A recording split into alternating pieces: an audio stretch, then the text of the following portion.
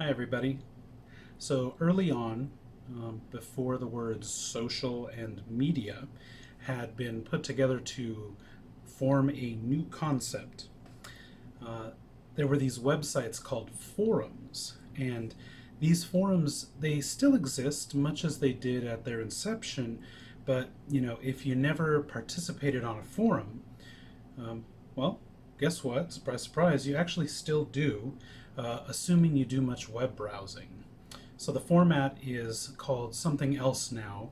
You know it as the comments section or just comments. Now, in the early days of the web, when you would participate on a forum, it wasn't uncommon to receive criticism for your remarks, and sometimes it could cut pretty deep.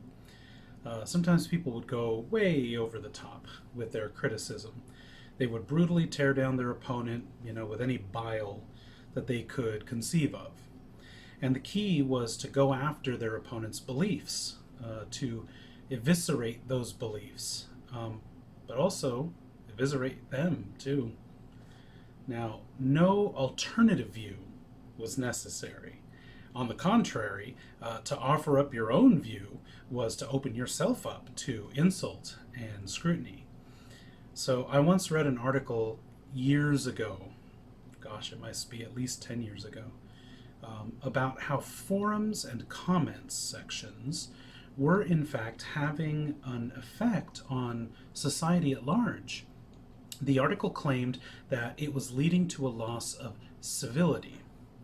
Uh, we were witnessing firsthand what happens when you give an ordinary person with small means the ability to behave as they wanted to without any fear of consequence, which is a luxury normally reserved for the most wealthy and powerful, people who could potentially live above the law.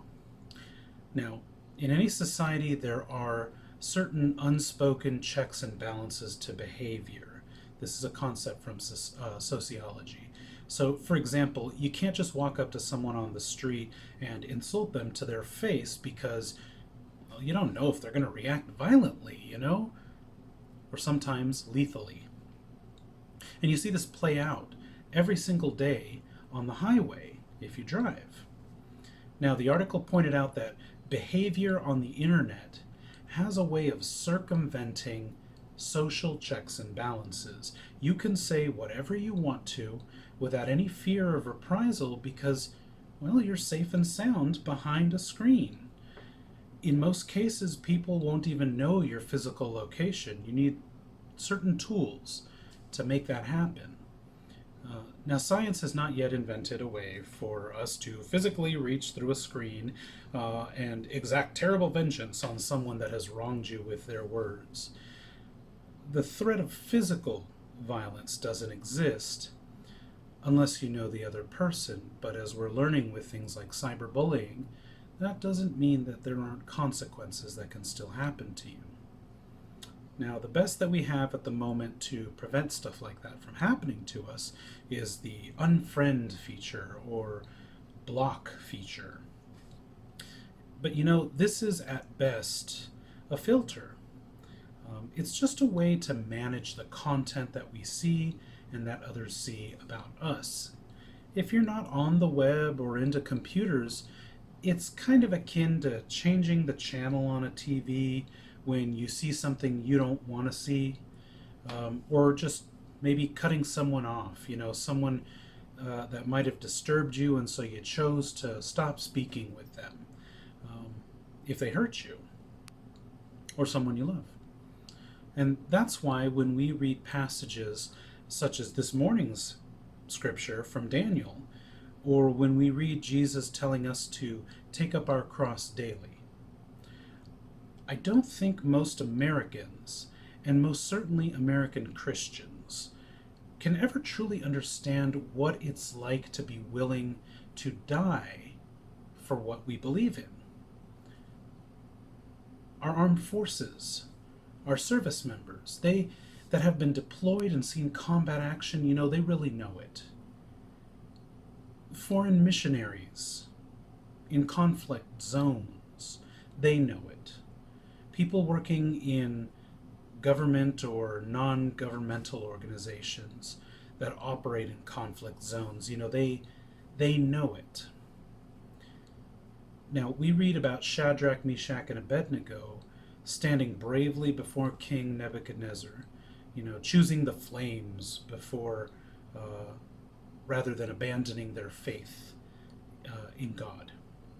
And we think, what exemplary men, what enormous faith. And we put people like these on pedestals as ideals to strive for, instead of serving as examples of how an ordinary person of faith should behave. The story astounds us, and it should, because we do live very safe lives. We will never have to worry, fingers crossed, about being potentially tossed into a pit of fire for not worshiping an idol. And we build our lives to be that way. We have the privileges of a governmental system, laws in place that allow us to live lives that way, an entire economic system that grants us a livelihood. We have that ability. But what we fail to understand about the example of these three men is that the kind of courage that they had, that is forged in the fires of adversity, not safety. There was no computer screen to protect the three men, no large physical distance between them and the king. This story is but one of many stories in the book of Daniel.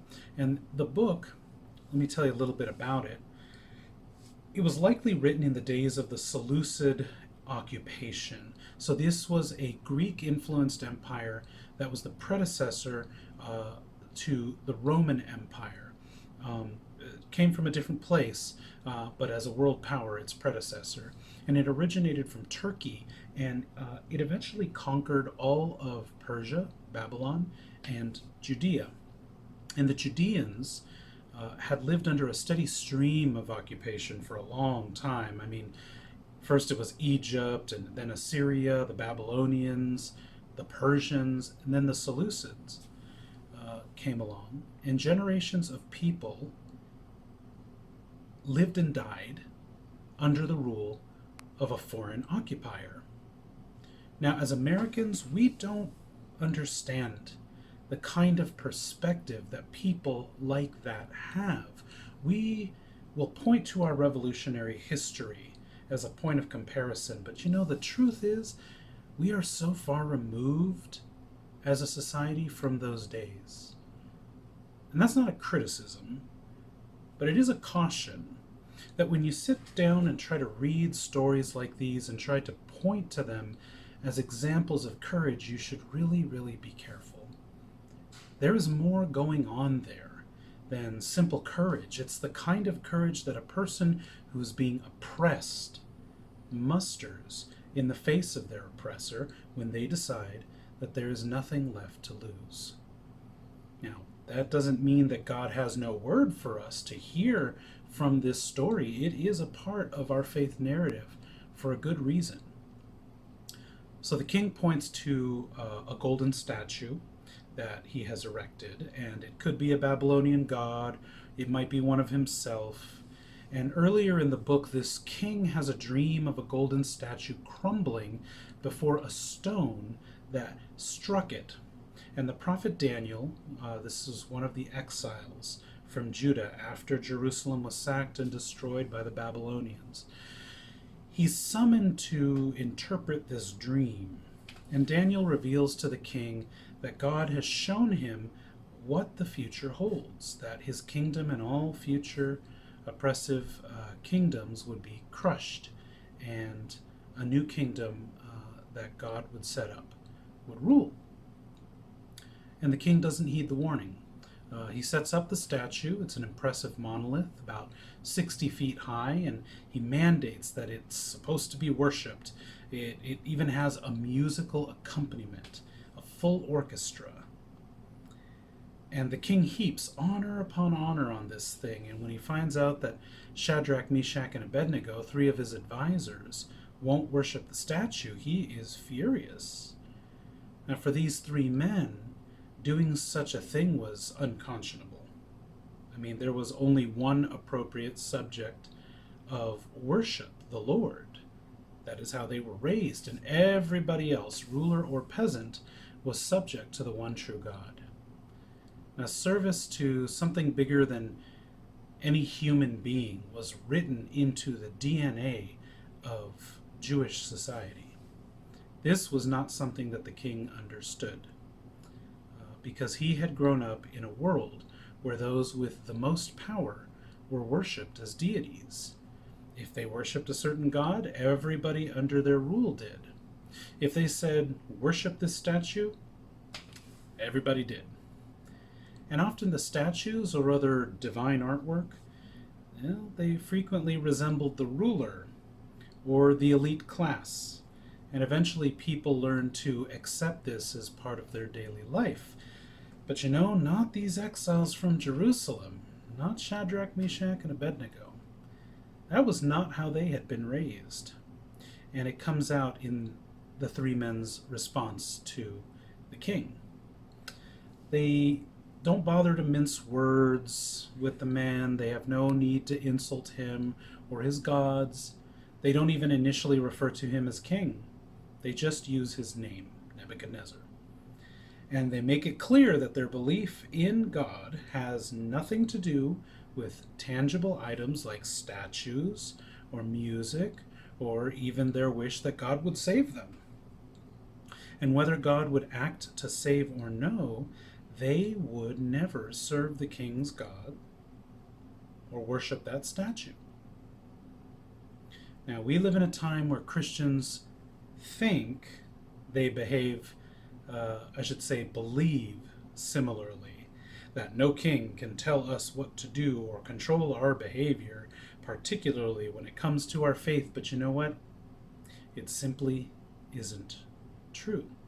Sure, it may not be a person, but there are all kinds of kings that do this in our lives, that exert control over our faith.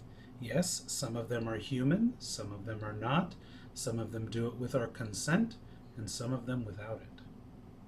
And to know that you are ruled, well, by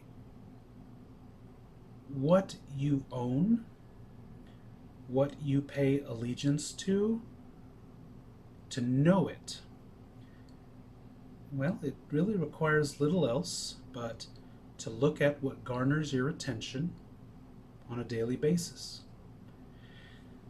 Is it the pursuit of money or status? Is it something maybe less conceptual, like a relationship that you probably shouldn't have? Or a demagogue that captures your attention far too easily, stirs up something inside of you, says everything that you wish you could say? And what is the golden statue that you have set up? That's easy to identify. I mean, look at what enrages you when others criticize it. That is your object of worship. That's the trigger behind what offends you when others fail to worship it. Is that thing God? Because if it's not God, what is it? Don't make the king's mistake of equating faith in God with the worship of your false kings and golden statues. I really hesitate as I say these words because what I'm doing here can be interpreted by some as an attack on the very things that they hold dear. You need to know that faith in God and the worship of your idols, these are not the same things. And the three men so willing to go to those fires, they knew that their faith was in a God that did not respect things or people, respected no ruler, and demanded the best of every person, slave or king. That's courage bigger than yourself, to have faith in a God like that. So in 2017, you may recall that Hurricane Harvey ravaged Texas and the Gulf Coast, and it's tied with Hurricane Katrina as the costliest hurricane on record. Now, the last time that I preached on Shadrach, Meshach, and Abednego was around that time, and I couldn't pass up sharing with you a story that I ran into during that crisis. So, have you ever heard of the Cajun Navy? So, this is a group of civilian boat owners. They were originally from Louisiana, and they formed in the aftermath of Hurricane Katrina. So, back in, I think it was 2004. They saved thousands of lives in that disaster. And what they would do is they would take their boats, a lot of them were bass fishermen, onto the floodwaters, and they would just rescue people because they could get to places faster than the local authorities could. And they hauled their boats to Texas when Harvey struck. They engaged in informal rescue efforts there. They recognized that they could mobilize faster than first responders could. So when disaster would strike, they got moving. They used social media to link up their efforts. And they have participated in rescue efforts during every single major weather-related disaster since then, since Katrina. And the Cajun Navy, it's actually grown beyond Louisiana since Katrina. It has inspired independent operators to sort of take up that torch. And during Harvey, I watched a news report where a reporter was working in the field with one of those independent operators. This was a professional fisherman named John McGinnis, who had driven 18 hours from Kentucky to help in the rescue efforts. Now, the reporter was asking him different questions, and as he gave his answers, it became very clear to me very quickly that Mr. McGinnis was a man of faith. So she asked him about what had played into his decision to come all the way from Kentucky at such great personal expense to risk himself. As Mr. McGinnis answered her questions, it was also clear that he had left home to help in the rescue effort without much regard for what he would find or how he would care for himself and his traveling companion. He had already pulled hundreds of people from the water when the reporter had caught up with him. Now, he said something that I will never forget as long as I live. He said after watching the news of the disaster, he laid down and he tried to sleep that first night, but he felt the weight of the burden on his heart, and he could not find rest. Those were his words. He could not find rest. That God was calling him to do something.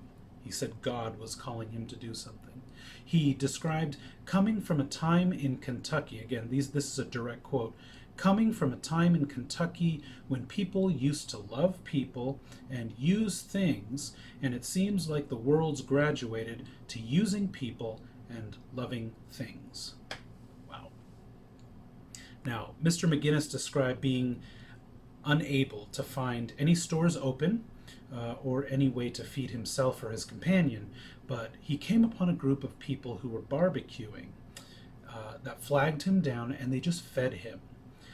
They told him that they had no other way to help, so they decided to just feed people as they came. And he said he felt like he was back home, that he had never seen so much love in one place. The courage to act always has a source. It doesn't just happen. For some, it comes from the assurance that personal power brings, like the king in the story of Daniel, from Daniel. But personal power doesn't last. Kingdoms rise and fall, and Before March 12th, we might have been tempted to believe that our lives as they were would be like that forever. And many, so many, have paid the bitter price that those beliefs carry with them.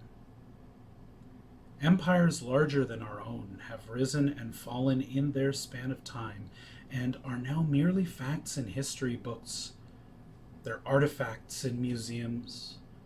And someday, our pandemic story will join these stories. But God does not rise or fall. God is always faithful, a fixed point, unshakable, unmovable. God existed before our nation was assembled, and God will exist if it falls. God was with Judah before it was conquered, and God remained with its people afterward. How incredible that a God conceived in so small a place in the world now exists in the hearts and minds of so many people all over the globe, still pushing us every single day to become righteous.